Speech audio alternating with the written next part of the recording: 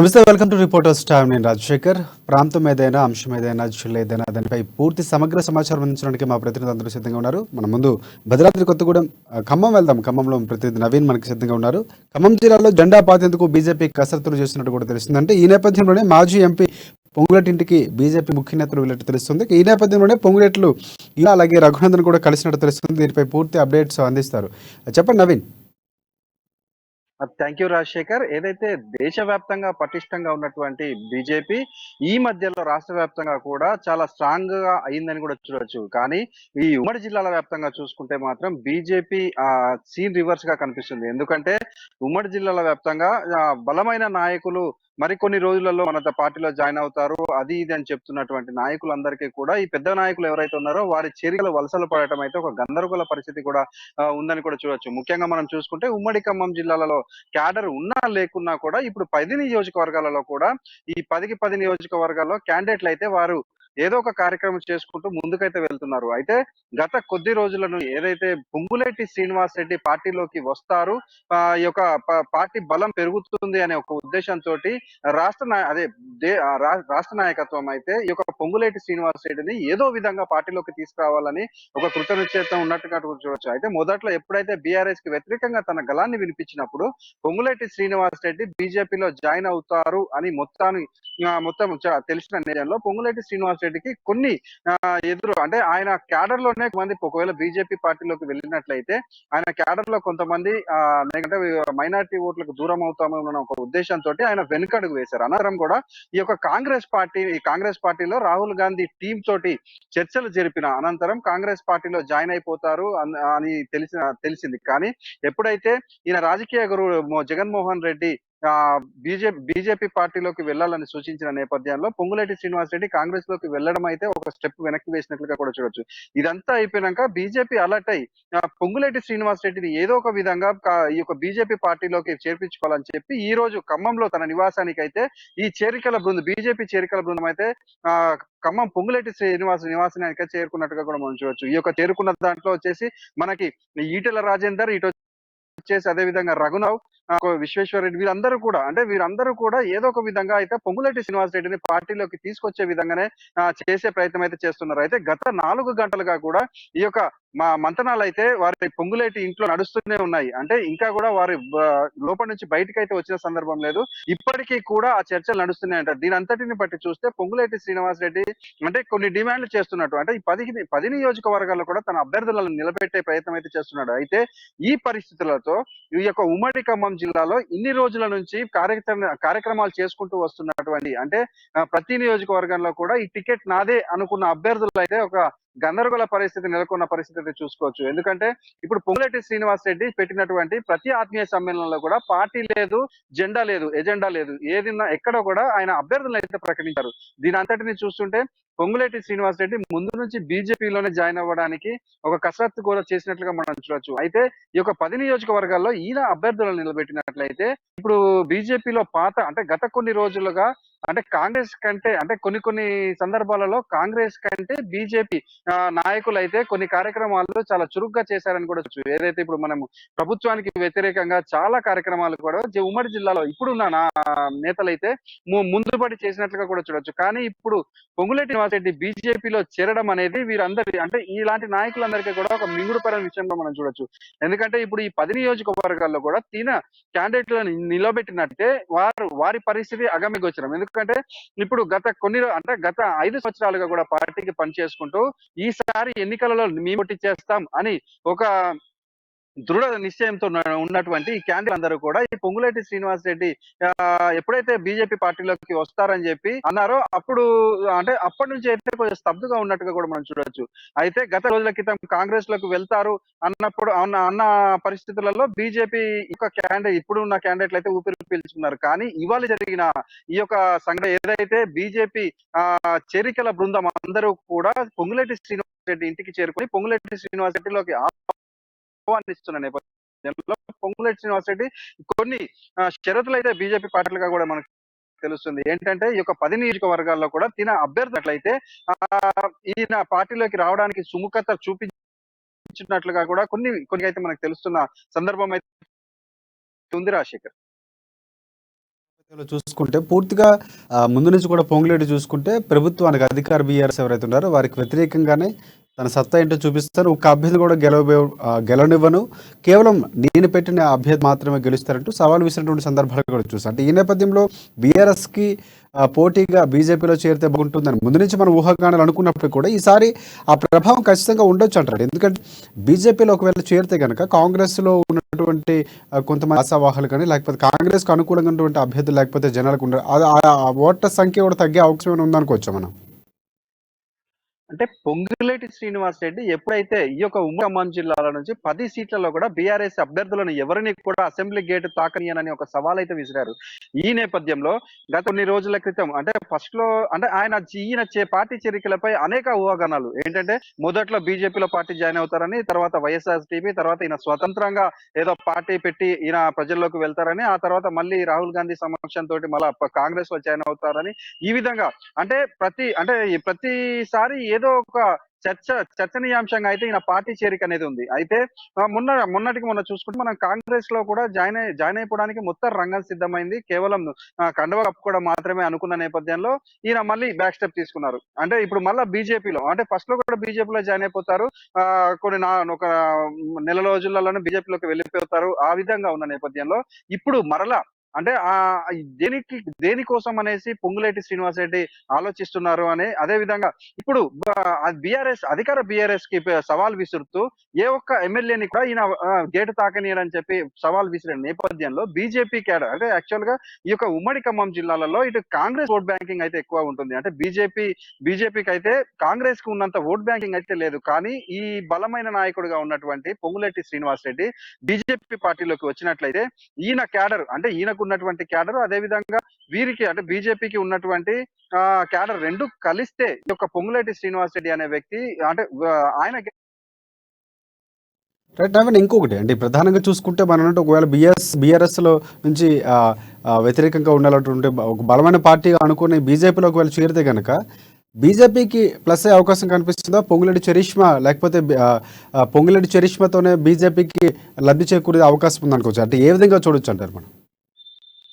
ఖచ్చితంగా పొంగులేటి శ్రీనివాస్ రెడ్డి బీజేపీలో చేరినట్లయితే మాత్రం ఉమ్మడి ఖమ్మం జిల్లాలలో బీజేపీకి అయితే చాలా ఊహించని విధంగా సీట్లు అయితే గెయిన్ చేసుకోగలరు. ఎందుకంటే పొంగులేటి శ్రీనివాస్ రెడ్డికి జనంలో అయితే మంచి పేరు ఉంది. అదే విధంగా జనబలం ధనబలం రెండు ఉన్నటువంటి నేతగా అయితే ఉమ్మడి ఖమ్మం జిల్లాలలో శ్రీనివాస్ రెడ్డి చాలా ఇప్పుడున్న పరిస్థితుల్లో అయితే ఆయన ఉన్నాడు. అయితే పొంగులేటి శ్రీనివాస్ రెడ్డికి ఉన్న అనుచరగణం, అదే విధంగా ప్రజల్లో ఉన్న ఒక ఏదైతే బీఆర్ఎస్ పార్టీలో ఉన్నప్పుడు పొంగులేటి శ్రీనివాస్ రెడ్డిని అణిచివేసే అనే ఒక ధోరణి అంటే ఆ ప్రజల్లో ఉన్న ఈ యొక్క సానుభూతి, అదే విధంగా ఈయనకి ఉన్నటువంటి అనుచరగణం దీని అంతటిని చూసుకుంటే పొంగులేటి శ్రీనివాస్ రెడ్డి బీజేపీకి రావడం అయితే ఖచ్చితంగా బీజేపీ పార్టీకి ఒక మంచి రిజల్ట్ అయితే తెచ్చుకొస్తుందని కూడా చూడొచ్చు. అయితే ఈ యొక్క 10 నియోజకవర్గాలలో కూడా కొన్ని నియోజకవర్గాలలో అంటే ఎక్కువ శాతం అయితే శ్రీనివాస్ రెడ్డి రావడం వల్ల నచ్చింగ్ అయినా కూడా కొన్ని ఇప్పుడు ఇప్పుడు బీజేపీలో ఉన్న జిల్లా అధ్యక్షులు, అదే విధంగా రాష్ట్ర నాయకులు కొన్ని చోట్ల ఇక్కడ పోటీ చేయదలిచారు. అంటే ఇప్పుడు పొంగులేటి శ్రీనివాస్ రెడ్డి వచ్చినట్లయితే ఇప్పుడు వారి సీట్లు గల్లంతయ్యాయి.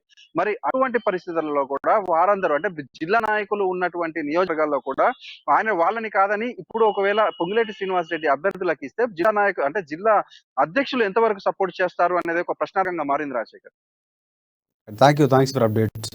నెక్స్ట్ మనం నిజామాబాద్ వెళ్దాం. నిజామాబాద్ లో మా ప్రతినిధి నవీన్ మనకి సిద్ధంగా ఉన్నారు. అక్కడ చూసుకుంటే ఒక అమానుష ఘటన ఒకటి చోటు చేసుకున్నటువంటి పరిస్థితి కనిపిస్తుంది. ప్రధానంగా చూసుకుంటే నిందితుడు జగన్ గౌడ ఒక వ్యక్తి, బీఆర్ఎస్ పార్టీకి చెందినటువంటి ఒక వ్యక్తి, బీఆర్ఎస్ కార్యకర్తగా ఉన్నటువంటి మాజీ వ్యవసాయ మార్కెట్ కమిటీ డైరెక్టర్గా ఉన్నటువంటి వ్యక్తి ఒక అమానుష ఘటన ఇటుకబట్టిలో పనిచేస్తున్నటువంటి ఒక బాలికపై, ఒక అమ్మాయిపై అగత్యం చేసినటువంటి పరిస్థితి, అత్యాచారం చేసినటువంటి పరిస్థితి ఆలస్యంగా వెలుగులోకి వచ్చింది. కేవలం ఒత్తిడి ద్వారానే లేటుగా ఈ కేసు బయటకు వచ్చినట్టు కూడా మనకు తెలుస్తుంది. దీనిపై అక్కడ ఉన్నటువంటి పూర్తి స్థాయిలో కూడా వ్యతిరేకత వ్యక్తం చేస్తున్నటువంటి పరిస్థితి. ఎందుకంటే ఒక బాలికపై అధికార పార్టీకి సంబంధించినటువంటి ఒక నేత ఇలా చేయడం అనేది చాలా అమానుష ఘటనగా చెప్తున్నటువంటి పరిస్థితి ఉంది. దీనిపై పూర్తి అప్డేట్స్ ఏంటి నవీన్ చెప్పండి. Thank you Rajasekhar. ఉమ్మడి నిజామాబాద్ జిల్లాలో బీఆర్ఎస్ పార్టీ నాయకులు రెచ్చిపోతున్నారు. అధికారం ఉంటే చాలు తాము ఏదైనా చేయవచ్చు అనే విధంగా వ్యవహరిస్తున్నారు.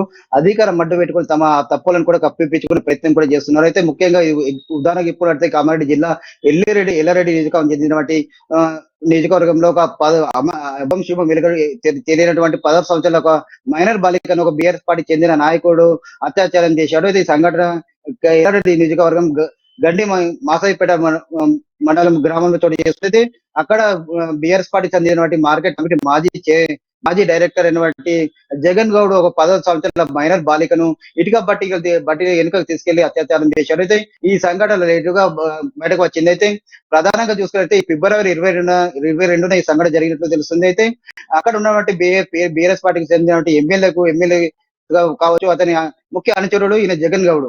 అయితే జగన్ ఇక్కడ ఉన్నట్టు బీఎస్ పార్టీ నాయకుల అండదండలతో మొత్తం దీన్ని కప్పించుకునే ప్రయత్నం చేశారు. అయితే ఇక్కడ పోలీసులు కూడా వారికి తొత్తులుగా వివరిస్తున్నట్లు తెలుస్తుంది. అయితే దీనికి సంబంధించి ఇటు ఎవరైతే మైనర్ బాలిక ఉన్నారో వాళ్ళ తల్లిదండ్రులు కూడా పోలీసులకు ఫిర్యాదు చేశారు. ఫిర్యాదు చేసినప్పటికీ కూడా వాళ్ళు పోలీసులు పట్టించుకోలేదు. ఎందుకంటే అక్కడ ఉన్నటువంటి బీఆర్ఎస్ పార్టీ సంబంధించిన ఎమ్మెల్యే కావచ్చు, అతని అనుచరులు కావచ్చు, వారికి పోలీసులు అండదండలు పుష్కల వారికి ఉండడంతో కూడా ఎవరైతే జగన్ వరకు పుష్కలంగా ఉండడంతో కూడా వారు కేసులు నమోదు చేయలేరు. దీంతో ఒకటి ఉన్నటువంటి ఇప్పుడు ఎవరైతే బాలిక దీంతో పాటు ఎక్కడ తమ బయటపడుతున్న ఉద్దేశంతో జగన్ గౌడ్ తన డ్రైవర్ కు ఎవరైతే మైనర్ బాలిక ఉన్నారో మైనర్ బాలికలు ఇద్దరిని ఒక వేరే హైదరాబాద్ కు పంపించడం జరిగింది. అయితే దాని తర్వాత ఫిబ్రవరి 26న మైనర్ బాలిక తల్లిదండ్రులు తమ అమ్మాయి మిస్సింగ్ అయ్యారని చెప్పి కూడా పోలీస్ స్టేషన్ లో కేసు పెట్టారు. పెద్ద ఎత్తున ఆందోళన చేస్తామని చెప్పి చెప్పారు. అయితే దీన్ని తలగినటువంటి పోలీసులు ఆమెని పాటు ఎవరైతే తీసుకెళ్లారో జగన్ గౌడ్ సంబంధించిన డ్రైవర్ ని కూడా అదుపులోకి తీసుకున్నారు. అనంతరం డ్రైవర్ కూడా తప్పలేదు, అంతా తన యజమాని జగన్ గౌడ్ చెప్పినట్లుగానే ఆమెను తీసుకెళ్లారని చెప్పడం జరిగింది. దీంతో జగన్ గౌడ్ చేసినటువంటి బండారం కూడా బయటపడింది. అయితే ప్రధానంగా చెందిన వాళ్ళు కూడా ఒత్తిడి తేవడంతో కూడా చివరకు పోలీసులు కేసు నమోదు చేశారు. అతనిపై కేసు నమోదు చేశారు. అయితే మొత్తం మీద అయితే వాళ్ళు జగన్ కూడా ఎవరైతే మైనర్ బాలిక ఉన్నారో ఆమెని ఇక్కడ ఉన్నట్టు అధికార పార్టీకి సంబంధించిన వారు కూడా బెదిరింపులకు చేశారు. కేసు పెడితే మాత్రం మంచిగా కూడా అని చెప్పే ప్రయత్నం చేశారు. తాము డబ్బులు ఇస్తామని కూడా చెప్పే ప్రయత్నం చేశారు. అయినప్పటికీ ఆ మైనర్ బాలిక తల్లిదండ్రులు మాత్రం వినలేదు. తమ కేసు కావాలని చెప్పి ఎవరైతే జగన్ గౌడ్ ఉన్నారో వారికి శిక్ష పడాలని కూడా చెప్తే పరిస్థితి మనకు కనిపిస్తుంది. మొత్తం మీద చూసుకున్నట్లయితే జగన్ ఇటు బీఆర్ఎస్ పార్టీ నాయకులకు పోలీసులు తొత్తురుగా వ్యవహరించారని చెప్పవచ్చు. ఎందుకంటే ఇంత పెద్ద ఒకవైపు రాష్ట్ర ప్రభుత్వం షీటింగ్ ఏర్పాటు చేస్తాం, అందరికి మహిళలు కూడా రక్షణ కల్పిస్తామని చెప్తున్నారు. ఎక్కడ అయినప్పటికీ కూడా రాష్ట్రంలో ఎక్కడ రక్షణ లేకుండా పోయింది. బీఆర్ఎస్ ఇటు పోలీసులు కూడా పూర్తిగా వారికి తొత్తులుగా వారికి కార్యకర్తలు నవీన్, అంటే ఇది ఈ కేసు నేపథ్యంలో ఏదైతే పోలీసులు కేసు నమోదు చేసిన తర్వాత జగన్ గౌడ్ ఎవరైతే ఉన్నారో ఆయన ఏం చెప్తున్నారు అసలు ప్రధానంగా ఈ అంశానికి సంబంధించి కావాలనే లేకపోతే బురజలు ఎలాంటి తప్పించుకునే ప్రయత్నాలు ఏం చేస్తున్నారు, లేకపోతే క్లియర్ కట్గా దానికి సంబంధించినటువంటి కేసు ప్రక్రియ పోలీసులు చేస్తున్నారు? అయితే ప్రధానంగా జగన్ కూడా ఈ ఫిబ్రవరి 22న మైనర్ బాలికను కూడా అత్యాచారం చేశారు. అయితే ఆ కేసు వెలుగులోకి వచ్చినప్పటికీ ప్రస్తుతానికి అతనిపై కేసు నమోదు చేసినప్పటికీ అతను పరారీలో ఉన్నాడు. అతను దొరికితే మాత్రం విషయాలు బయటపడే అవకాశం ఉంది. అయితే ప్రధానంగా చూసుకున్నట్లయితే కేవలం ఇటు అక్కడ ఏమున్నటువంటి అక్కడ ఎల్లారెడ్డి సంబంధించిన ఎమ్మెల్యే జాలు సురేందర్ ఈయనకు పూర్తిగా అండదండలు ఉన్నాయి. అతని అండదండలతోనే కేసు తప్పించుకునే ప్రయత్నం చేస్తున్నారు. ఎలాగైనా సరే ఇప్పుడు పోలీసులు కూడా ఇక్కడ చాలా చూసుకున్నట్లయితే చాలా ప్రాంతాల్లో పోలీసులు కూడా టీఆర్ఎస్ పార్టీ నాయకులు చెప్పినట్లు కూడా వివరిస్తున్నారు. వాళ్ళకు ఎలా చెప్తే వాళ్ళు కూడా నడుచుకుంటారు. ఇక్కడ కూడా ఎల్లారెడ్డిలో కూడా అదే జరుగుతుంది. అక్కడ ఉన్నటువంటి నవ్వని గట్టి ఇదే నేపథ్యంలో ఇలాంటి ఒక అమానుషకు మైనర్ బాలికపై అధికారికి సంబంధించినటువంటి ఒక నేత చేయడం అనేది చాలా దురదృష్టకరమైనటువంటి విషయం. ఈ నేపథ్యంలో అక్కడ ఉన్నటువంటి మహిళా సంఘాలు కానీ లేకపోతే మానవ హక్కులు కానీ ఇలాంటి ఏమైనా స్పందించే ప్రయత్నం చేశారంటే దీనికి సంబంధించినటువంటి ఇలాంటి ఒకసారి శిక్ష పడితే అధికార పార్టీలో ఉన్న ఎవరున్నా తప్పేగా పరిగణించేటువంటి పరిస్థితులు ఉంటాయి. ఈ నేపథ్యంలో వారు స్పందించే అవకాశం లేకపోతే ఇంతవరకు ఎవరైనా స్పందించారా? ఖచ్చితంగా చెప్పొచ్చు. ఇక్కడ ఉన్నటువంటి ఏవైతే ఈ మనుషుల సంఘటన సంబంధించి కేవలం 16 సంవత్సరాల అభం షుగర్ ఎరగని ఒక మహిళపై ఒక మైనర్ బాలికపై కూడా అక్కడ ఉన్నటువంటి బీఆర్ఎస్ పార్టీ చెందినటువంటి నాయకులు అత్యాచారం చేసినప్పట్లో కూడా అక్కడ ఉన్నటువంటి మహిళా నాయకులు కూడా ఖండిస్తున్నారు. ఖచ్చితంగా ఎవరైతే జగన్ ఉన్నారో వారిపై శిక్ష పడాలని కూడా చెప్తున్న పరిస్థితి మొత్తం కనిపిస్తుంది. అయితే జగన్ కూడా అయితే ప్రస్తుతం పరేళ్లలో ఉన్నట్లు తెలుస్తుంది. పోలీసులు కూడా అతని వెతికే ప్రయత్నంలో ఉన్నారు. అయితే మొత్తం మీద చూసుకున్నట్లయితే ఇక్కడ మొత్తం ఎల్లారెడ్డి ఏదో కేసు కూడా ఇంతవరకు కూడా నమోదు చేయాలి, గత కొద్దిగా సంస్కారం కూడా చేసినట్లు తెలుస్తుంది. అయితే ఇక్కడ మహిళలు కావచ్చు, అక్కడ చుట్టుపక్కల మహిళా సంఘాల నాయకులు ఒత్తిడి వల్లనే కూడా కేసు పెట్టినట్లు తెలుస్తుంది. మొత్తం మీద చూసుకున్నట్లయితే ఇటు ఉమ్మడి నిజామాబాద్ జిల్లాలో బీఆర్ఎస్ నాయకులు ఒక రౌడీ లాగా వ్యవహరిస్తున్నారని చెప్పవచ్చు. అది రైట్ నవీన్, ఫైనల్గా ఆ పోలీసులు ఏం చెప్తున్నారు? అసలు కేసు నుంచి దర్యాప్తు ఎంతవరకు వచ్చింది? ప్రాథమిక ఏమైనా ఆధారాలు సేకరించారా? దానికి సంబంధించి ఏమైనా అప్డేట్స్ ఇచ్చారా పోలీసులు ఏమైనా? అయితే పోలీసులు మొత్తం అతనిపై కేసు పెట్టాము.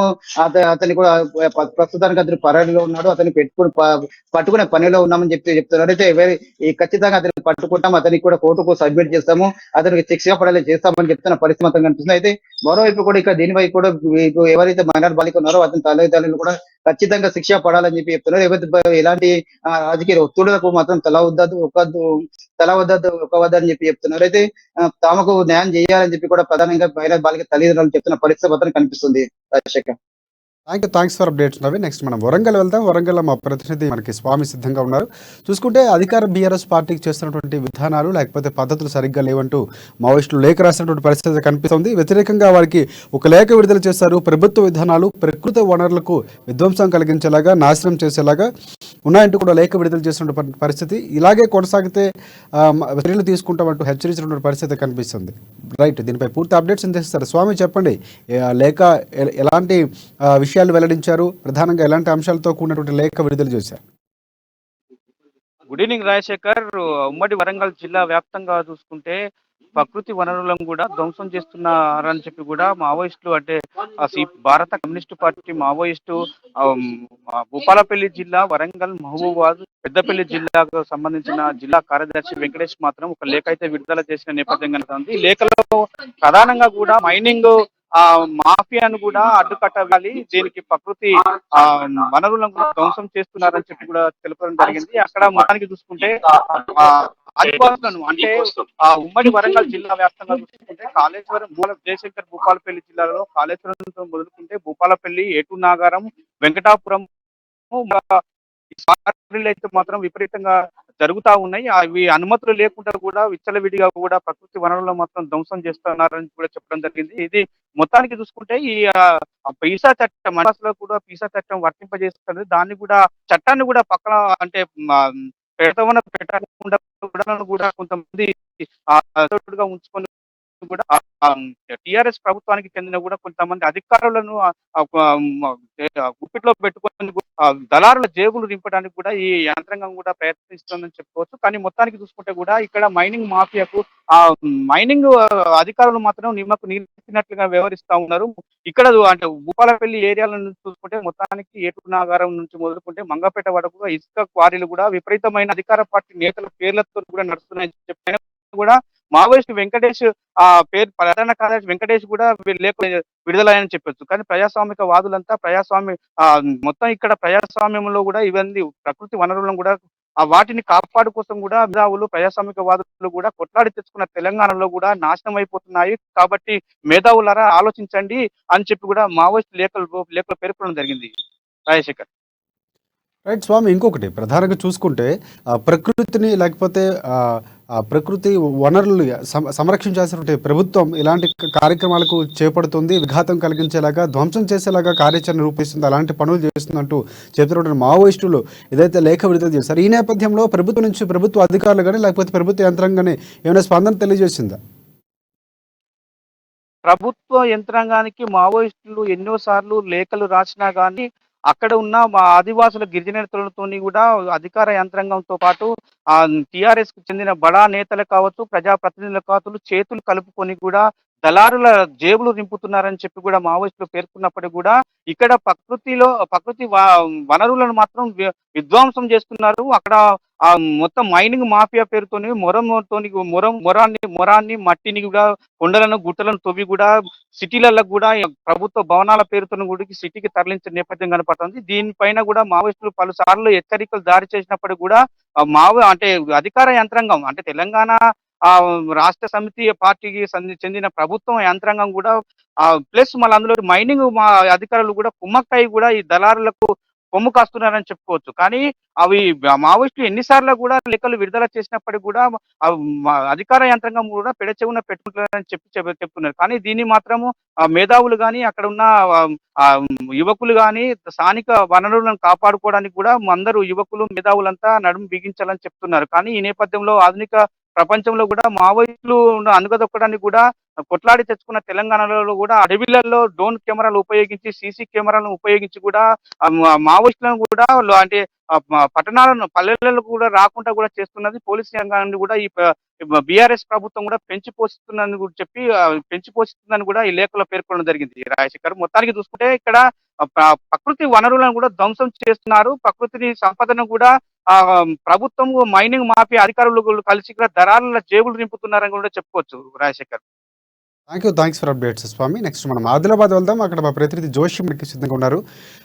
సుదీర్ఘ రాజకీయ అనుభవం, 3 సార్లు ఎమ్మెల్యేగా మంత్రిగా చేసినటువంటి జోగురామన్న వ్యవహార శైలిపై అక్కడ ఇప్పుడు విమర్శలు వినిపిస్తున్నాయి. ఈ నేపథ్యంలోనే తన కంచుకోట కట్టుకున్న కంచుకోటకు బీటలు వాడుతున్నటువంటి పరిస్థితి కనిపిస్తుంది. అండగా ఇన్ని రోజులు ఉన్నటువంటి కుల సంఘాలు ఏవైతే ఉన్నాయో అవి ఆరోపణలు చేస్తున్నటువంటి పరిస్థితి, అసహనం వ్యక్తం చేస్తున్నటువంటి పరిస్థితి కూడా కనిపిస్తుంది. జోగురామన్న వేధింపులు ఎక్కువ అవుతున్నట్టు, అలాగే ఇచ్చిన హామీలు నెరవేర్చకపోగా కేసులు పెడుతూ మమ్మల్ని ఇబ్బందులకు గురి చేస్తున్నటువంటి వ్యాఖ్యలు కూడా వినిపిస్తున్నటువంటి పరిస్థితి మనం చూస్తున్నాం. క్రమంగా అన్ని కమిటీలు కూడా జోగురామన్నకు దూరం అవుతున్నటువంటి వార్తలు కూడా మనకి స్పష్టంగా ఆ విషయం అర్థమవుతున్న పరిస్థితి కనిపిస్తుంది. ఎస్ జోషి, చెప్పండి, ఎలాంటి అసలు పరిస్థితులు ఎట్లా ఉన్నాయి, దానికి సంబంధించిన పూర్తి అప్డేట్స్ ఏంటి? Good evening. ఆదిలాబాద్ నియోజకవర్గానికి సంబంధించి చూసినట్లయితే క్రమంగా ఇక్కడ ఇంతకాలం అంటే దాదాపుగా 4 దశాబ్దాల సుదీర్ఘ రాజకీయ అనుభవం ఉన్నటువంటి జోగురామన్నకు ఆదిలాబాద్ ప్రస్తుతం 4వ మారు ఎమ్మెల్యేగా గెలిచినటువంటి కొనసాగుతున్నటువంటి ఎమ్మెల్యే జోగురామన్నకు ఆదిలాబాద్ నియోజకవర్గం కంచుకోట అని చెప్పవచ్చు.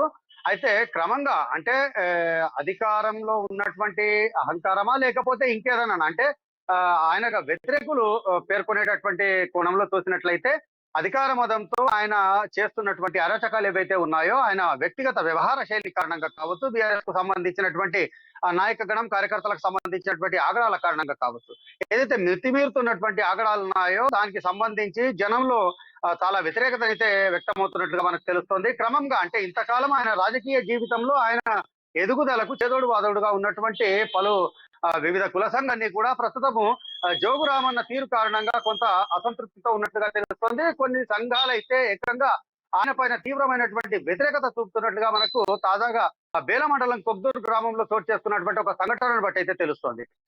బేల మండలం అంతా కూడా ఏజెన్సీకి సంబంధించినటువంటి ప్రాంతము. అక్కడ ఆదివాసులతో పాటుగా అత్యధిక సంఖ్యలో మరాఠా కుల సంఘాలు ఉండేటటువంటి ప్రాంతం పేర్కొంటూ ఉంటారు.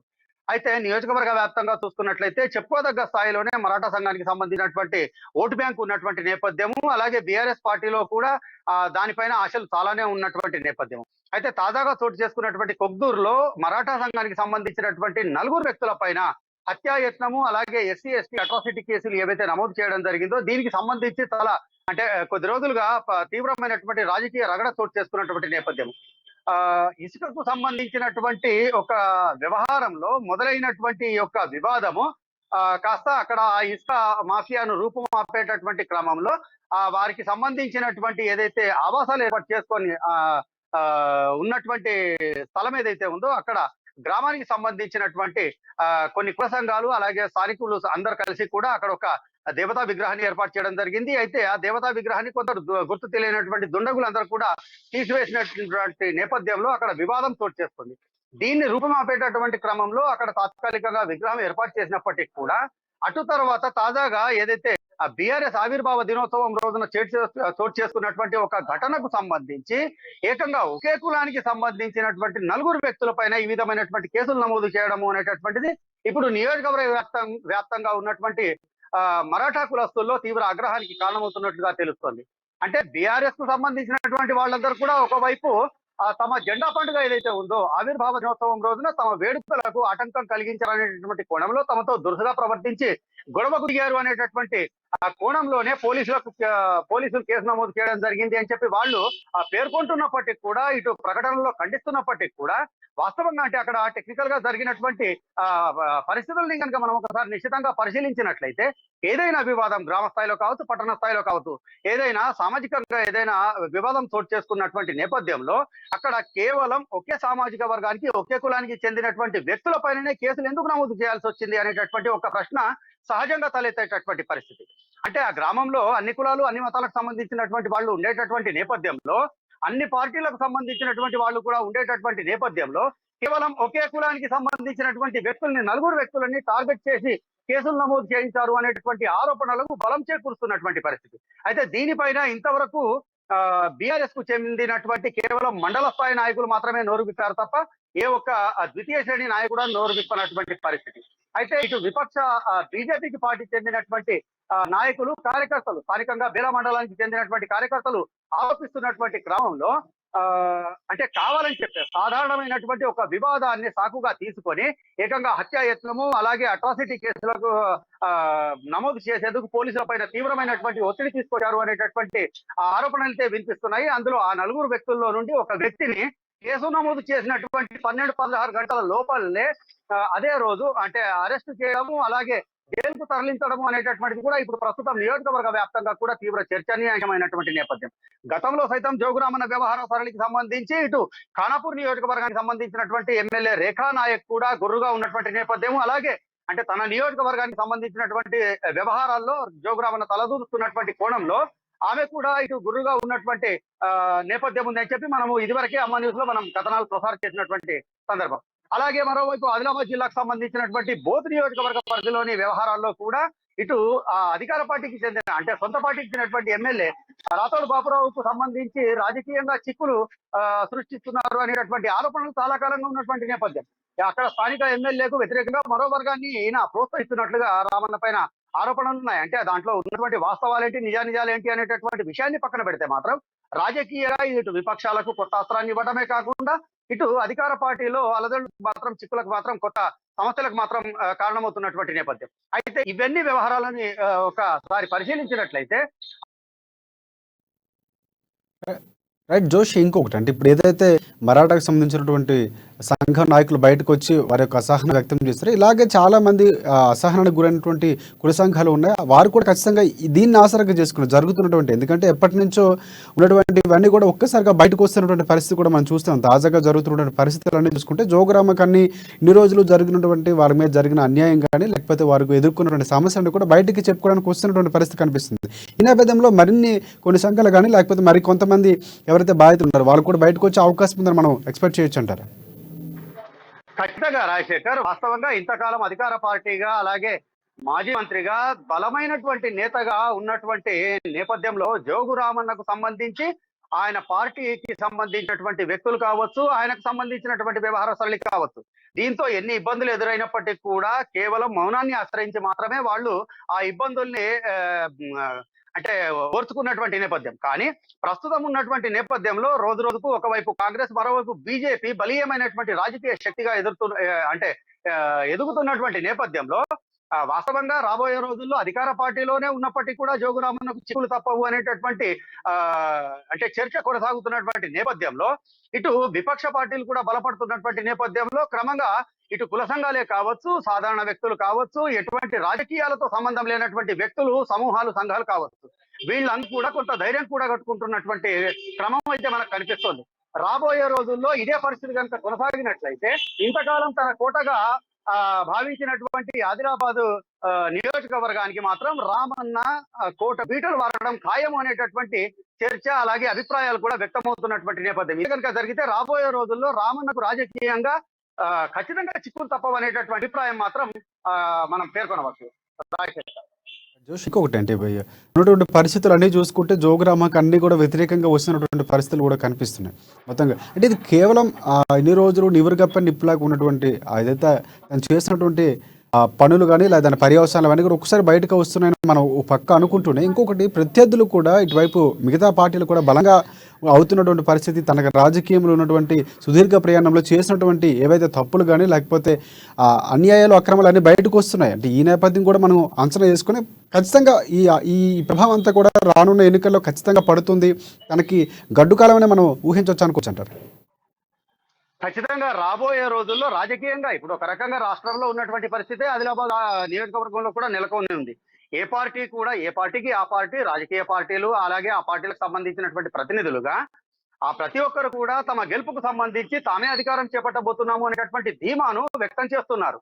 అంటే వాళ్ళకు సంబంధించినటువంటి ప్రత్యర్థులు దీన్ని మేకపు గాంభీర్యంగా అభివర్ణిస్తున్నటువంటి సందర్భాలు కూడా కుక్కలుగా ఉన్నాయి. కానీ ఎవరికి వారుగా ధీమా వ్యక్తం చేస్తున్నటువంటి నేపథ్యంలో ఎవరికి రాబోయే ప్రభుత్వం ఎవరిది అనేటటువంటి విషయంలో మాత్రం ఇటు జనాభిప్రాయంలో కావచ్చు, సర్వేలకు సంబంధించినటువంటి విషయంలో కావచ్చు, ఖచ్చితమైనటువంటి విశ్లేషణలు మాత్రం చేయలేనటువంటి అనిశ్చితమైనటువంటి పరిస్థితులు మాత్రం నెలకొని ఉన్నటువంటి నేపథ్యంలో ఖచ్చితంగా అధికార పార్టీకి సంబంధించినటువంటి అంటే సాధారణంగా 2 మార్లు అధికారంలో ఉన్నటువంటి పార్టీ ఏదైనప్పటికీ కూడా ప్రభుత్వ వ్యతిరేకత అనేటటువంటి సర్వసాధారణమైనటువంటి విషయం. అది కాకుండా ఏకంగా 4వ మారు ఎమ్మెల్యేగా కొనసాగుతున్నటువంటి జోగురామన్న మీద జనాలు వ్యతిరేక భావనతో ఉండటము అనేటటువంటిది అంటే కొత్తగా చెప్పుకోవాల్సినటువంటి అంశం ఏమీ కాదు. దాంట్లో విచిత్రమైనటువంటి పరిస్థితులు కూడా ఏమి కనిపించాల్సినటువంటి అవసరం లేదు. ఆ అంటే వ్యతిరేకతకు కారణాలు ఉండాల్సిన అవసరం లేనటువంటి రాజకీయంలో ఖచ్చితంగా ఒకవైపు జోగురామన్నకు వ్యక్తిగతంగా 4 మార్లు ఎమ్మెల్యేగా కొనసాగినటువంటి సుదీర్ఘమైనటువంటి ఎన్నికలో జనానికి సంబంధించినటువంటి వ్యతిరేకత కామన్ ఉన్నటువంటి నేపథ్యంలో మరోవైపు ఈ యొక్క బీఆర్ఎస్ కు సంబంధించినటువంటి ద్వితీయ శ్రేణి నాయకులు కావచ్చు, అలాగే మండల గ్రామ స్థాయి కార్యకర్తలు కావచ్చు, వీళ్ళకి సంబంధించినటువంటి ఆగడాలు, అలాగే గతంలో జోగురామన్న గత 2 పర్యాయాలు 3 పర్యాయాలు ఎన్నికల సందర్భంగా ఇచ్చినటువంటి హామీల్లో నెరవేర్చినటువంటి హామీలన్నీ కూడా ఇప్పుడు ఆయన గుదిబండగా మారేటటువంటి పరిస్థితులు మాత్రం కనిపిస్తున్నాయి. ఈ జనానికి సంబంధించినటువంటి వ్యతిరేకత ఇంకొంత పెరిగినట్లయితే మాత్రం రాజకీయంగా రాబోయే రోజుల్లో రామన్న చాలా ఇబ్బందికర పరిస్థితులు మాత్రం ఎదుర్కోవాల్సినటువంటి పరిస్థితులు అయితే కనిపిస్తున్నాయి. Rajasekhar, thanks for updates Joshi. Next మనం నల్గొండ వెళ్దాం. అక్కడ మా ప్రతినిధి కిరణ్ మనకి అందుబాటులో ఉన్నారు. ప్రధానంగా చూసుకుంటే అకాల వర్షాలతో నష్టపోయినటువంటి రైతన్నలు తీవ్ర గగ్గోలు పెడుతున్నటువంటి పరిస్థితి, తమను ఆదుకోమని వేడుకుంటున్నటువంటి పరిస్థితి కూడా కనిపిస్తుంది. ఇప్పుడు తాజాగా చూసుకుంటే నల్గొండ జిల్లా అనుమూల మండలంలో ఉద్రిక్తత వాతావరణం ఏర్పడినటువంటి పరిస్థితి కనిపిస్తుంది. శ్రీనాథపురంలో గ్రామ సమీపంలో రైతులు ధర్నా చేశారు. ఒడ్లు కొనుగోలు త్వరగా పూర్తి చేయాలి, ఏదైతే ప్రభుత్వం వడ్లు కొంటామని చెప్పిందో త్వరగా పూర్తి చేయాలని చెప్తున్నటువంటి పరిస్థితి. మందు డబ్బాలతో రోడ్డుపై నిరసన వ్యక్తం చేశారు రైతులు. ఎందుకంటే అవి రాను రాను వాటి గింజ పాడైపోవడం అనేది జరుగుతుంది కాబట్టి ఆందోళన వ్యక్తం చేస్తూ ఈ విధంగా నిరసన తెలిపిన పరిస్థితి కనిపిస్తుంది. దీనిపై పూర్తి అప్డేట్స్ ఏంటి చెప్పండి కిరణ్. రాజశేఖర్, ఈరోజు ఉమ్మడి నల్గొండ జిల్లా విషయానికి వచ్చినట్టయితే ఆరుగాలం కష్టపడి పంట కొనకపోవడంతో రైతన్నలు అయితే ఈరోజు నల్గొండ జిల్లా వ్యాప్తంగా రోడ్డెక్కారు. నల్గొండ జిల్లాలోని అనుమల మండలం శ్రీనాథపురం గ్రామంతో పాటు నగర్కల్ మండల కేంద్రంలో కూడా ఈ రోజు వరిధాన్యాన్ని రోడ్డు మీద పోసి రైతులైతే తీవ్ర నిరసన తెలపడం జరిగింది.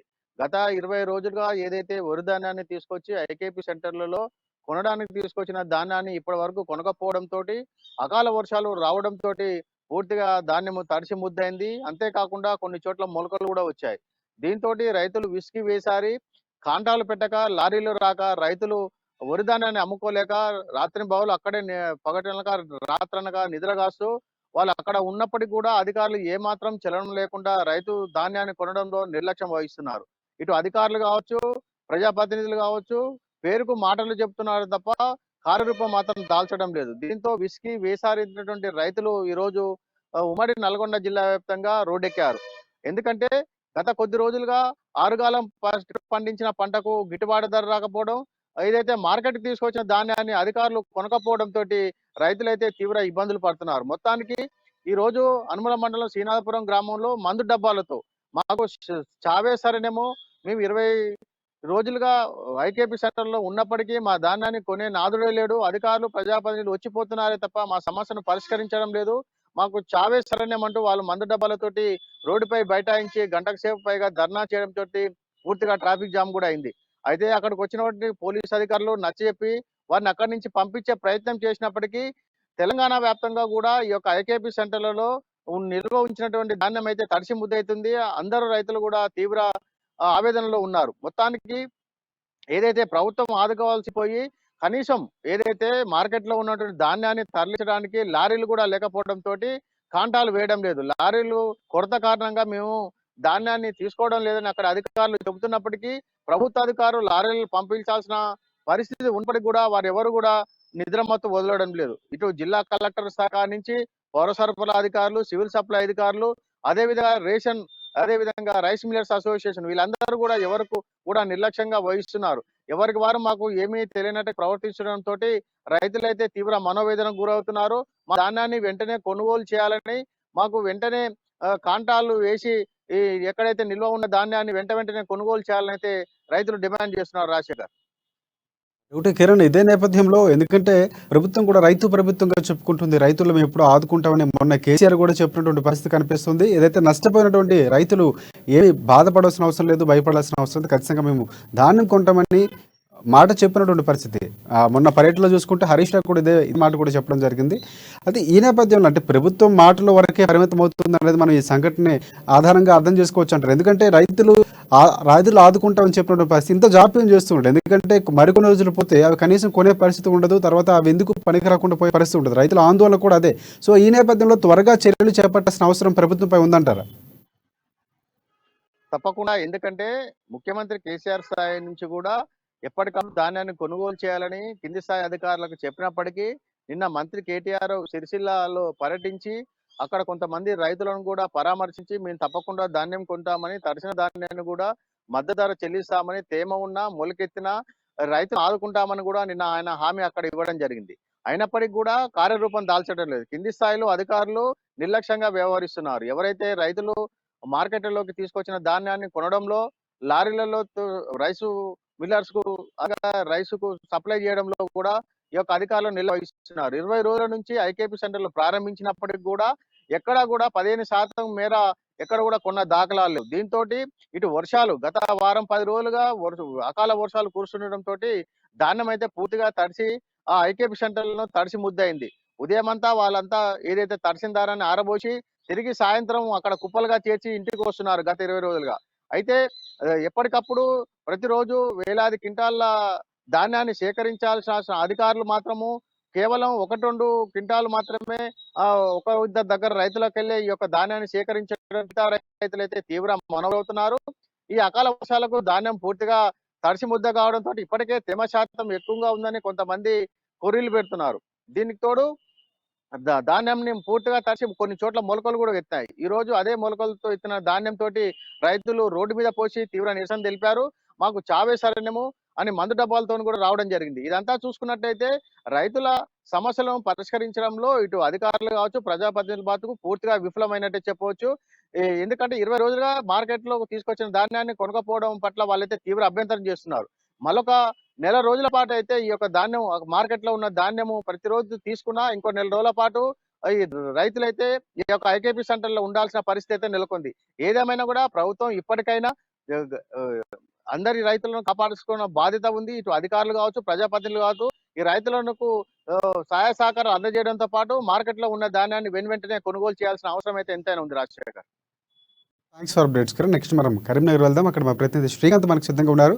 ఇదే జూనియర్ పంచాయతీ కార్యదర్శులు సమ్మెలు చేస్తున్నటువంటి పరిస్థితి నిరవధికంగా వారి యొక్క సమస్యలు పరిష్కరించాలని కోరుతూ భద్రత కల్పించాలని ఏదైతే 4 years అయిపోయిందో ఖచ్చితంగా వాళ్ళని కంటిన్యూ చేయాలి, కాంట్రాక్ట్ ఉద్యోగులందరూ రెగ్యులరైజ్ చేయాలని కూడా చెప్తూ అలాగే వారి యొక్క సమస్యలు కూడా పరిష్కరించాలని ప్రభుత్వం ముందు పెడుతున్న పరిస్థితి. దానికి సంబంధించి సమ్మెలు చేస్తున్నారు, దీక్షలు కూడా చేస్తున్నటువంటి పరిస్థితి. తాజాగా చూసుకుంటే పంచాయతీ కార్యదర్శులకు బండి సంజయ్ సంఘీభావం వ్యక్తం చేసినటువంటి పరిస్థితి. కరీంనగర్ చూసుకుంటే 7వ రోజు కొనసాగుతున్నటువంటి సమ్మె గ్రామాల అభివృద్ధికి పంచాయతీ కార్యదర్శుల సేవలు అమోఘం అంటూ కూడా బండి సంజయ్ వారికి కితాబు ఇచ్చినటువంటి పరిస్థితి కూడా కనిపిస్తుంది. శాంతియుతంగా సమ్మె చేస్తున్నటువంటి పంచాయతీ కార్యదర్శులు ఎవరైతే ఉన్నారో వారిపైన ప్రభుత్వం అక్కసు వెలగొక్కుతుంది, బెదిరింపులకు పాల్పడుతున్న పరిస్థితి ఉందని కూడా బండి సంజయ్ చెప్తున్నటువంటి పరిస్థితి. దీనిపై పూర్తి అప్డేట్స్ ఏంటి చెప్పండి. Rajasekhar, BJP state chief Bandi Sanjay ఈరోజు కరీంనగర్ లో సమ్మె చేస్తున్న పంచాయతీ కార్యదర్శి జూనియర్ కార్యదర్శులకు మద్దతు పలికారు. సంఘీభావం తెలిపి ఆయన వాళ్ళ దీక్ష శిబిరంలో కూర్చొని చాలా సేపటి వరకు వాళ్ళ సమస్యలపై చర్చించి వారితో అంటే ఏదైతే ప్రభుత్వం పెడుతున్న పోరు అంటే వారికి ఇస్తానన్న భరోసా ఏదైతే ప్రభుత్వం మాట తప్పుతుందో దానిపై ఆయన వారితో కూలంకుషంగా చర్చించి అంటే గత 3 సంవత్సరాల అంటే ఏదైతే కేసీఆర్ ప్రభుత్వం ఏర్పాటయ్యిందో పంచాయతీ కార్యదర్శుల వ్యవస్థ ఏర్పాటు చేసి 3 సంవత్సరాల తర్వాత వాళ్ళని అవుట్ సోర్సింగ్ కాకుండా రెగ్యులరైజ్ చేస్తామని చెప్పేసి అప్పుడు ప్రభుత్వం హామీ ఇచ్చింది. కాకపోతే ఎంతటికి ఇప్పుడు 4 సంవత్సరాలు గడిచినప్పటికీ కూడా వాళ్ళ ఎంతటికి కూడా రెగ్యులరైజ్ చేయకపోవడంతో వాళ్ళు ఈ నిరవధిక సమ్మెకి దిగడం అయితే జరిగింది. అంటే తెలంగాణ వ్యాప్తంగా ప్రతి చోట ప్రతి జిల్లా కేంద్రాల్లో మండల కేంద్రాల్లో ప్రతి చోట కూడా వాళ్ళంతా కూడా ఒక ఉద్యమం లాగా చేపట్టి నిరసన దీక్షలు అయితే చేపడుతున్నారు. మనం విజువల్స్ లో చూడొచ్చు, ఎర్రటి ఎండలో సైతం వాళ్ళంతా ఒక అంటే కనీసం ఒక టెంట్ కూడా వేసుకోకుండా కేవలం గొడుగులు పట్టుకొని ఆ దీక్ష శిబిరంలో కూర్చొని తమ సమస్యలపై ప్రభుత్వం స్పందించాలంటూ కూడా పెద్ద ఎత్తున నిరసనలు అయితే చేపడుతున్నారు. అయితే ఈ నిరసన ఈ రోజుకి 7వ రోజు అవ్వడంతో బండి సంజయ్ దీక్ష శిబిరాన్ని సందర్శించి వారితో మాట్లాడి అంటే ప్రభుత్వము ఏదైతే చేస్తున్న ఒత్తిడి అంటే వీరి దీక్ష విరమించడానికి పోలీసు అధికారులు కూడా కాస్త బెదిరింపులకు గురి చేస్తున్నట్టు తన దృష్టికి వచ్చిందని, అంటే ఏదైతే వీళ్ళు సమ్మె విరమించే విధంగా అంటే వీళ్ళపై ఒత్తిడి తీసుకొచ్చి సమ్మె విరమించే విధంగా పోలీసు ఉన్నతాధికారులు కూడా కొంచెం ప్రలోభాలు పెడుతున్నట్టు తన దృష్టికి వచ్చింది. అలాంటి వాటికి వేటికి కూడా పంచాయతీ జూనియర్ కార్యదర్శులు భయపడకుండా మేమున్నాము మీ వెంట, రాబోయేది మన ప్రభుత్వం, భారతీయ జనతా పార్టీ ప్రభుత్వం వస్తుంది, మీకు అండగా మేముంటాము, ఒకవేళ మీకు ఇబ్బంది అనిపిస్తే మీరు ఇంట్లో కూర్చోండి, మీ తరపున మేమంతా మా బీజేపీ కార్యకర్తలంతా కూడా రోడ్డెక్కి మీ తరపున మేము ఆ దీక్ష శిబిరాలలో కూర్చుంటాము, మేము తప్పకుండా మీకు సహాయంగా ఉంటామని చెప్పేసి పూర్తిగా మద్దతు తెలిపారు.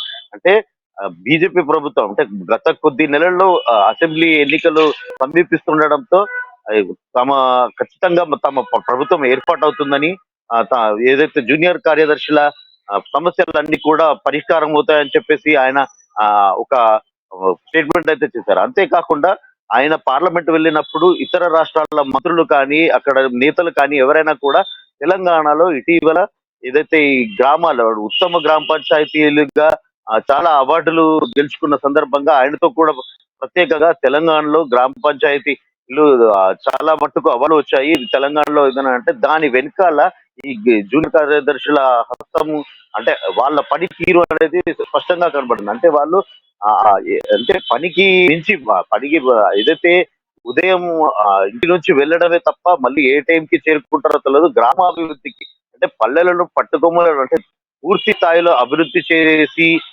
ఇప్పుడు ఈ అవార్డులు రావడానికి ప్రధాన కృషి వాళ్ళ కృషి అని చెప్పుకోవచ్చు. అట్లాంటి వాళ్ళను ప్రభుత్వం విస్మరిస్తుందని చెప్పేసి ఆయన ఆగ్రహం కూడా వ్యక్తం చేశారు. తమ ప్రభుత్వం ఏర్పాటైన తర్వాత ఖచ్చితంగా వారిని రెగ్యులరైజ్ చేస్తామని. రైట్ శ్రీకాంత్, ఇదే నేపథ్యంలో ఇంకోటి చూసుకుంటే మనకు పల్లె ప్రగతి కార్యక్రమం ఏదైతే ప్రభుత్వం చేపట్టిందో దాంట్లో ప్రధానంగా వీరి యొక్క భాగస్వామ్యం ఉందని కూడా మనం చెప్పుకోవచ్చు. అంత కష్టపడినటువంటి ఎవరైతే పంచాయతీ కార్యదర్శి ఉన్నారో జూనియర్ పంచాయతీ కార్యదర్శులు వారికి ఈ రోజు మొండిజీ చూపిస్తున్నటువంటి పరిస్థితి, వారి యొక్క గోడు విన్నటువంటి పరిస్థితి కనిపిస్తుంది. అయితే ఈ నేపథ్యంలోనే బీజేపీ కానీ మిగతా పార్టీలు కూడా వీరికి సంఘీభావం ప్రకటిస్తున్న నేపథ్యంలో త్వరగా వారికి చర్చలు పిలకపోయి లేకపోతే సమస్యలు పరిష్కరించకపోతే ఈ ప్రభావం ఖచ్చితంగా ప్రభుత్వం మీద పడే అవకాశం ఉంది అనుకోవచ్చు మనం.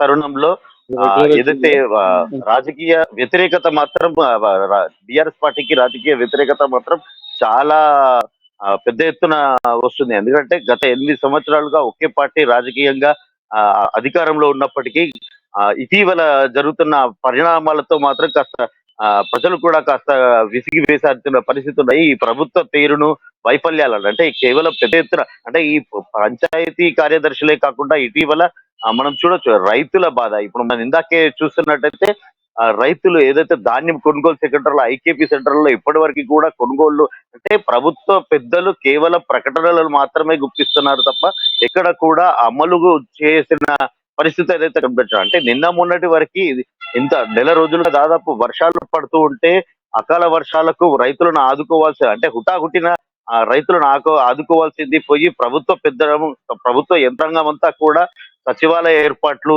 అంబేద్కర్ విగ్రహ ఏర్పాట్లు అంటే ఆత్మీయ సభలు ఇలాంటి కార్యక్రమాలు తీసుకోవటము, రైతులను విస్మరించడము, ఈ క్రమంలో కాస్త జాప్యం జరగటం అంటే కొనుగోలు జాప్యం జరగడం వల్ల దాదాపు చాలా చోట్ల ధాన్యం మొలకలు వచ్చే పరిస్థితి అంటే పూర్తిగా పాడైపోయి మొలకలు ఎత్తిన పరిస్థితి ఇప్పటివరకు కూడా చాలా ప్రాంతాల్లో కొనుగోలు వేగవంతం అవ్వటం లేదు. నిన్న మనం చూసుకోవచ్చు మంత్రి ఎవరైతే పౌర సరఫరాల శాఖ మంత్రి గంగుల కమలాకర్ కూడా ఒక స్టేట్మెంట్ ఇచ్చారు. ప్రతి గింజ తీసుకుంటాము మేము అని చెప్పేసి తాను కూడా ప్రకటించినప్పటికీ కాకపోతే ఆచరణలో మాత్రం కింది క్షేత్రస్థాయిలో మాత్రం ఎక్కడ కూడా అది కనిపించబడి ఇదంతా కూడా అంటే ఇలాంటి వ్యవస్థలు ఏదైతే ప్రభుత్వ రంగం అంటే చాలా మటుకు ఈ జూనియర్ పంచాయతీ వ్యవస్థే కాకుండా దాదాపుగా తెలంగాణ ప్రజానీకం అంతా కూడా కాస్త వ్యతిరేకత అంటే రాబోయే ఎన్నికల్లో తప్పకుండా కాస్త వ్యతిరేకత మాత్రం పడుతుంది. Rajasekhar, thanks for updates Srikanth. Next మనం మెదక్ వెళ్దాం. అక్కడ మా ప్రతినిధి సునీల్ మనకి అందుబాటులో ఉన్నారు. ప్రధానంగా చూసుకుంటే రైతులు ఎవరైతే ఉన్నారో రాష్ట్ర వ్యాప్తంగా అకాల వర్షాలతో నష్టపోయినటువంటి పరిస్థితి, ఆరుగాలం కష్టపడి పండించేటువంటి పంట చేతికి వచ్చే సమయంలో వరుణుడు దెబ్బతీశాడు, ఆ విధంగా నష్టపడుతున్నటువంటి పరిస్థితి, బాధపడుతున్నటువంటి పరిస్థితి. ఈ నేపథ్యంలోనే ప్రభుత్వం హామీ కూడా ఇచ్చింది, కంటి చూపు చర్యగా ఏదో వారిని సామరస్యంగా కొంతవరకు నిలువరించే ప్రయత్నం చేస్తూ ఖచ్చితంగా ధాన్యం కొంటాం, ఏమీ భయపడవలసిన అవసరం లేదని భరోసా ఇచ్చినప్పుడు కూడా ఇప్పటివరకు దానికి సంబంధించిన చర్యలు మాత్రం వేగవంతం చేయనటువంటి పరిస్థితి. ఈ నేపథ్యంలో రైతులు ఆందోళన చేస్తున్నారు, గగ్గోలు పెడుతున్నారు. ఇప్పుడు తాజాగా చూసుకుంటే మనకి నల్గొండ ఆ, మెదక్లో కూడా సేమ్ అదే పరిస్థితి కనిపిస్తుంది. పూర్తి అప్డేట్స్ ఏంటి చెప్పండి సునీల్. మెదక్ జిల్లా రామాయంపేట మండలం డి ధర్మవరం గ్రామంలో రైతులు ఒక్కసారిగా రాస్తారోకో వచ్చేసి ఆందోళన దిగిన పరిస్థితి ఉంది రాజశేఖర్. అయితే రాష్ట్ర ప్రభుత్వం తడిసిన ప్రతి చివరి గింజ వరకు కొంటామని చెప్పి ప్రకటించి 24 గడవక ముందే మెదక్ జిల్లాలో రైతులు ఆందోళన బాట పట్టారు. తమ తడిసిన ధాన్యాన్ని కొనుగోలు చేయడం లేదు. మరోవైపు ఐకేపీ సెంటర్లకు తీసుకొచ్చి ధాన్యాన్ని నిల్వ ఉంచి రోజుల తరబడి ఉండడంతో వర్షం పడ్డప్పుడు మళ్ళీ ధాన్యం తడుస్తుందని చెప్పి రైతులు ఆందోళన వ్యక్తం చేస్తున్నారు. ఈ నేపథ్యంలో త్వరగా కొనుగోలు చేయాలని చెప్పి కూడా రైతులు విజ్ఞప్తి చేస్తున్నారు. ఐకేపీ సెంటర్లకు తీసుకొచ్చి కూడా రోజులు గడుస్తున్నప్పటికీ కూడా కొనుగోలు చేయకపోవడంతో రైతులు ఒక్కసారి రాస్తారోకో వచ్చేసిన పరిస్థితి ఉంది. దీంతో పోలీసులు స్పాట్ కు చేరుకొని రైతులను నచ్చజెప్పిన పరిస్థితి ఉంది. అయితే రైతులు మాత్రం ఒకటే డిమాండ్, ఐకేపీ సెంటర్లకు తీసుకొచ్చి రోజుల తరబడి అక్కడ నిల్వ ఉంచడం మాకు ఇబ్బందిగా ఉంది. మరోవైపు తరచూ వర్షాలు పడతా ఉన్నాయి. అంటే సాయంత్రం కాగానే కొన్ని చోట్ల వర్షాలు పడతా ఉన్నాయి. అకాల వర్షాల నేపథ్యంలో మంచి ఉన్నటువంటి పూర్తి స్థాయిలో ఎండినటువంటి వరి కూడా పూర్తి స్థాయిలో ఎండినప్పటికీ కూడా వర్షం పడడంతో మళ్ళీ తడిసిపోతున్నాయని చెప్పి రైతులు ఇప్పటికైనా ప్రభుత్వం స్పందించి వెంటనే ఐకేపీ సెంటర్లలో ఉన్నటువంటి వరి కొనుగోలు కూడా వాళ్ళు డిమాండ్ చేస్తున్నటువంటి పరిస్థితి ఉంది. అయితే అధికారులు మాత్రం రైతుల ఆందోళన పట్టించుకోని పరిస్థితి ఉంది. ఎందుకంటే ఇంత జరుగుతున్నప్పటికీ కూడా అధికారులు ఎవరు కూడా రైతులు చేస్తున్నటువంటి ఆందోళన ప్లేస్ కు రాలేని పరిస్థితి ఉంది. పోలీసులు మాత్రం వచ్చి రాస్తారోకో కారణంగా వాహనాలకు ఇబ్బంది కలగకుండా. రైట్ సునీల్, అంటే ఇదే నేపథ్యంలో ప్రభుత్వం కూడా హామీ ఇచ్చింది. కేసీఆర్ కానీ, కేటీఆర్ కానీ, హరీష్ రావు కానీ వాళ్ళే స్వయంగా ఖచ్చితంగా నష్టపోవడం ప్రతి రైతు ప్రతి గింజ ఆఖరి గింజ వరకు కొంటామని చెప్పినటువంటి పరిస్థితి. అంటే పూర్తిగా అధికారులు ఏం చెప్తున్నారు దీనికి సంబంధించి రైతులు వాళ్ళు అడిగినప్పుడు అధికారుల్లో ఉన్నటువంటి జాప్యానికి కారణం ప్రభుత్వం ఇచ్చినటువంటి ఆదేశాలు, లేకపోతే దానికి సంబంధించిన కార్యాచరణ లోపం ఎక్కడుందని చెప్తున్నటువంటి పరిస్థితి. ప్రభుత్వం మాత్రం ప్రత్యేకంగా రైతులకు సంబంధించి ప్రతి తడిసిన గింజాన్ని కొనాలని చెప్పి కూడా ఆదేశాలు ఇచ్చారు. కానీ క్షేత్రస్థాయిలో మాత్రం ఆ పరిస్థితి లేదని చెప్పవచ్చు. కొన్ని ప్రాంతాల్లో చురుగ్గా సాగుతున్నప్పటికీ కొన్ని ప్రాంతాల్లో ఇలాంటి ఘటనలు మనం చూస్తా ఉన్నాం. రైతులు ఆందోళన చేస్తున్న పరిస్థితి ఉంది. ఐకేపీ సెంటర్ కు వచ్చాక కూడా రోజుల తరబడి మేము వేచి చూడాల్సిన పరిస్థితి ఉంది అని చెప్పి రైతులు ఆవేదన వ్యక్తం చేస్తున్నారు. మరోవైపు దీనికి సంబంధించి ప్రత్యేకంగా కలెక్టర్లు కూడా రివ్యూ మీటింగ్లు పెట్టి అకాల వర్షాలు పడుతున్న నేపథ్యంలో ఐకేపీ సెంటర్లలో త్వరితగతిన యుద్ధ ప్రాతిపదికన కొనుగోలు చేయాలని చెప్పి కూడా ఆదేశాలు ఇచ్చినప్పటికీ క్షేత్రస్థాయిలో నిర్లక్ష్యమే ఇందుకు ప్రధాన కారణంగా చెప్పవచ్చు. Rajasekhar, thanks for updates. Next మనం హైదరాబాద్ ప్రతినిధి ప్రవీణ్ మనకి అందుబాటులో ఉన్నారు. సంచలనం సృష్టించినటువంటి ఆయిషా మీర్ హత్య కేసు సంబంధించినటువంటి డీటెయిల్స్ కూడా మనకు ఆ టైంలో చాలా ఈ నేపథ్యంలోనే బీ ఫార్మసీ ఆయిషా హత్యకు సంబంధించిన సిబిఐ మరోసారి దర్యాప్తు చేస్తున్నటువంటి పరిస్థితి. ఈ కేసుకి ప్రధానంగా నిందితుడిగా ఉన్నటువంటి గతంలో ఉన్న సత్యం బాబు జైలు జీవితం గడిపిన తర్వాత నిర్దోషిగా బయటపెట్టినటువంటి నేపథ్యం కూడా కనిపిస్తుంది. ప్రస్తుతం సిబిఐ జాయింట్ ఎం శ్రీనివాస్ సిపిఐ అయితే ఎవరైతే ఉన్నారో ఆయన నుంచి సమాచారం సేకరించినటువంటి పరిస్థితి కనిపిస్తుంది. ప్రధానంగా దీనికి సంబంధించినటువంటి పూర్తి అప్డేట్స్ మా ప్రతినిధి అందిస్తారు. చెప్పండి. Thank you Rajasekhar. మన ఉమ్మడి తెలుగు రాష్ట్రంలో చూసుకున్నట్లయితే ఈ ఆయేషా మీరా హత్య కేసు అనేది సంచలనం సృష్టించింది. ఇది 2007 డిసెంబర్ 27 ఈ యొక్క సంఘటన లోని ఒక ఇబ్రహీంపట్నం ఒక లేడీస్ హాస్టల్, దుర్గా హాస్టల్, ఈ యొక్క హాస్టల్ అయితే ఒక ఘటన జరిగింది. అయితే మనం చూసుకున్నట్లయితే దీనికి కూడా సిట్ ఆల్రెడీ ఏర్పాటు చేసిన దాని ఒక ఆధారాలు సేకరించి పోలీసు వారు కూడా ఎవరైతే ఉన్నారో దీంట్లో ఎవరెవరు దీనికి ఈ యొక్క చర్యలో పాల్గొన్నారు చేశారు అనే దాని మీద దృష్టి సారించి ఒక కేసుని ముమ్మరం చేశారు. అప్పటికి చాలా మందిని ఒక సాక్షులుగా పరిగణించి అందరూ సాక్షులుగా తీసుకొని గ్యాదర్ చేసుకొని దీనికి సంబంధించిన అన్ని కూడా ఒక కీలకంగా ఒక సత్యం బాబు దీనికి ఒక చర్యకి అయితే పాల్పడ్డాడు అని చెప్పేసి నిర్ధారించి దానికి సంబంధించి అతను జైలు జీవడం గడపడం కూడా జరిగింది. దాని తర్వాత హైకోర్టు ఇతను నిర్దోషి అని చెప్పేసి విడుదల చేయడం కూడా జరిగింది 2017లో. అక్కడి నుంచి మనం చూసుకున్నట్లయితే కేసు అనేది ఒక సిబిఐకి అయితే అప్పచెప్పారు. సో అప్పటి నుంచి కూడా దర్యాప్తు అనేది జరుగుతుంది. మనం ప్రస్తుతం చూసుకున్నట్లయితే ఈ యొక్క కేసు ఏదైతే ఉందో ఆయేషా ఒక అత్యాచారం తర్వాత హత్య కాబట్టి కేసు అయితే ఇప్పుడైతే తెరపైకి వస్తుంది. దీనికి సంబంధించి ఒక కేసు ఇప్పటికే 16 ఏళ్లు దాటినా సరే దీనికి ఇంకా న్యాయం జరగలేదని చెప్పేసి ఒకవైపు ఆయేష ఆయేష మీరా యొక్క తల్లిదండ్రులు ఎవరైతే ఉన్నారో వీరైతే కోర్టుని అయితే కోరడం జరిగింది. దానికి సంబంధించి దీనికి ఆ దర్యాప్తు వేగవంతం చేయాలని చెప్పేసి ఇప్పటికే మనం చూసుకున్నట్లయితే ఒక నందిగామ ఆ యొక్క హత్య జరిగినప్పుడు ఎవరైతే ఉన్నారో డిఎస్పీగా ఒక శ్రీనివాస్ ఉన్నారో, ఈ శ్రీనివాస్ ఇప్పుడు ప్రెసెంట్ గా చూసుకున్నట్లయితే తెలంగాణలో జాయింట్ సిపిగా ఉన్నారు. ఈయనైతే ఈ రోజు ఉదయం సిబిఐకి అయితే ఒక సమ్మెలో పంపించారు. సో దానికి సంబంధించి ఆ రోజు ఒక కేసుకి జరిగే మొదటి నుంచి కూడా చివరి వరకు కూడా ఏమేమి సంఘటనలు జరిగినాయి దీనికి సంబంధించి పూర్తిగా అయితే ఒక విచారణ అయితే తీసుకుంటున్నారు. అయితే ఇప్పటికైతే జరుగుతుంది ప్రెసెంట్ అయితే ఇప్పుడైతే. సో ఎటువంటి కీలక అంశాలు వస్తాయని చెప్పేసి చూస్తున్నాం. అంటే దీనికి సంబంధించి ఎవరైతే ఉన్నారో ఇప్పుడు నిందితుగా పరిగణించే దోషి ఎవరైతే ఉన్నారో ఇక సత్యం బాబు ఇప్పటికే అతనైతే రిలీజ్ చేశారు. ఇప్పటికే ఒక కొన్నేళ్ళు అయితే జైలు శిక్ష అనుభవించి అతనికి నష్టపరిహారం కూడా ఇవ్వాలంటూ కూడా కోర్టు అయితే ఆజ్ఞాపించిన నేపథ్యం చూసినట్లయితే ప్రస్తుతం అయితే అతను చేయకపోతే ఈ సంబంధించి ఆయేష మీరా యొక్క హత్య కేసు ఎవరైతే ఉందో ఎవరు చేశారని చెప్పేసి ఒకవైపు జస్టిస్ కావాలి మాకంటాను. ఒక క్షేత్రస్థాయిలో కూడా ఒక ఆయేష తల్లిదండ్రులు అయితే దానికి సంబంధించి న్యాయ పోరాటం చేస్తున్నారు. ఈ నేపథ్యంలో మనం చూసుకున్నట్లయితే గతంలో చూసుకున్నట్లయితే ఇప్పటికే ఒకసారి కాదు ఇప్పటికే 2 సార్లు ముస్లిం ఒక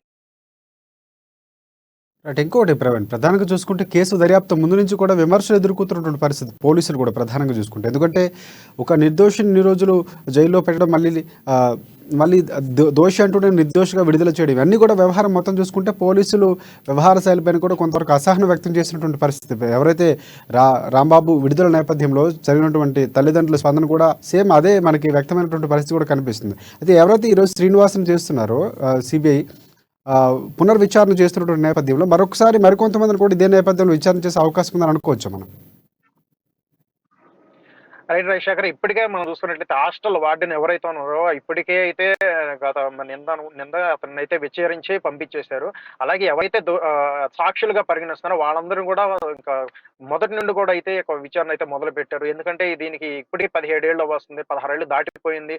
సో ఇది ఇంకా వేగవంతం చేయాలి, ఇది క్లోజ్ చేయాలన్న ఉద్దేశంతో అయితే ఇప్పటికే ముమ్మరం చేశారు. అయితే మనం చూసుకున్నట్లయితే ఆయేష మీరా తల్లిదండ్రులు మాత్రం ప్రధానంగా ఆరోపిస్తుంది ఏంటంటే దీనికి రాజకీయ సంబంధించి బడా నేతలు అయితే దీంట్లో కుటుంబ సభ్యులు దీంట్లో అయితే ఆరోపణలు అయితే ఉన్నారని చెప్పేసి ఒకవైపు ఆరోపిస్తున్నారు.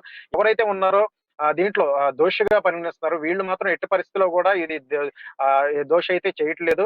సో ఇతనైతే చేయలేదు సత్యం బాబు అని మొదటి నుండి కూడా చెప్పుకుంటూ వస్తారు. ఈ నేపథ్యంలో మనం చూసుకున్నట్లయితే దీని వెనక బడా వ్యక్తులు ఒక హస్తం అయితే ఉందని చెప్పేసి గతంలో ఎన్నో ఆరోపణలు అయితే వచ్చిన మనం చూడొచ్చు. అయితే దీనికి సంబంధించి కూడా ఇప్పుడు ఎటువంటి కీలక అంశాలు వస్తాయి ఎందుకంటే ఇది అనేది తిరిగి దర్యాప్తు అయితే చేపడుతున్నారు సిబిఐ ఉన్నత స్థాయిలో. ఇది ఎట్టి పరిస్థితుల్లో ఈసారి కంప్లీట్ చేయాలనే ఉద్దేశంతో అయితే ముమ్మరం చేసిన నేపథ్యం మనం చూసినట్లయితే ఈ రోజు జాయింట్ సిపిగా ఎవరైతే ఉన్నారో శ్రీనివాస్ ఈ రోజు అయితే ఉదయం నుంచి కూడా ఈ యొక్క విచారణలు అయితే ముందు నుండి ఏమేమి జరిగిన సంఘటనలో భాగంగా అన్ని కూడా సిబిఐ వారికి అయితే చెప్తున్నారు. దీనికి సంబంధించి కూడా ఎటువంటి కీలక అంశాలు తేలనున్నాయి. అయితే ఈ మిస్టరీగా ఉన్న యొక్క ఆయేష మీరా ఒక కేసులో మనం చూసినట్లయితే దీన్ని చిక్కుముడి తీసే ఒక నేపథ్యంలో అయితే మనం చూసినట్లయితే సిబిఐ వారు తదుపరి స్టెప్స్ తీసుకుంటున్నారు అన్నట్టుగా మనకు తెలుస్తుంది. రాజశేఖర్, అప్డేట్స్ ప్రవీణ్. ఇది ఇవాల్టి రిపోర్టర్స్ టైం. రేపటి రిపోర్టర్స్ టైంలో మళ్ళీ కలుసుకుందాం. అంతవరకు చూస్తూనే ఉండండి అమ్మా న్యూస్, నిజం కోసం జనం కోసం.